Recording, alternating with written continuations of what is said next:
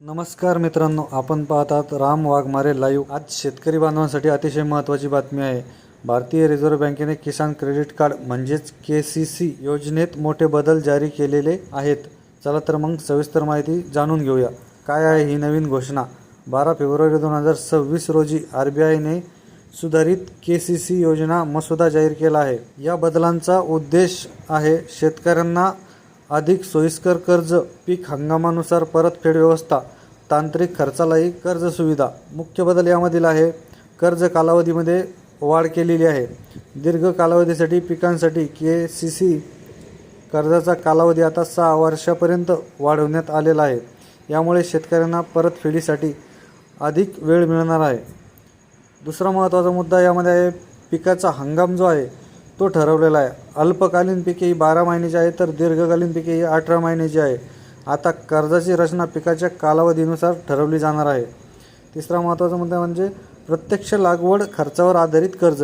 आता कर्ज मर्यादा ही प्रत्यक्ष शेती खर्चावर आधारित असेल।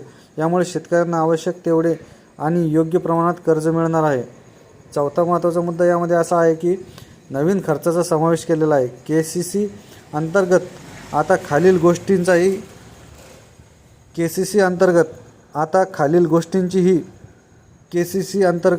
खालील गोष्टींसाठीही कर्ज मिळेल।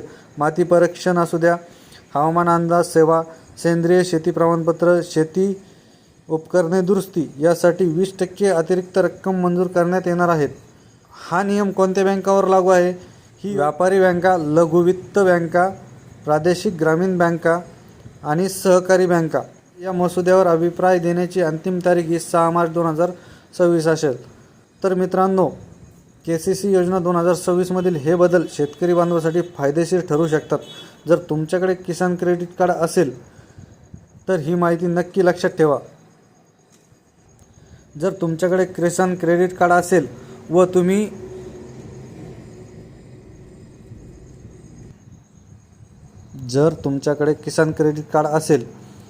आणि जर तुम्ही शेतीविषयक लोन घेतलेलं असेल तर ही माहिती नक्की लक्षात ठेवा।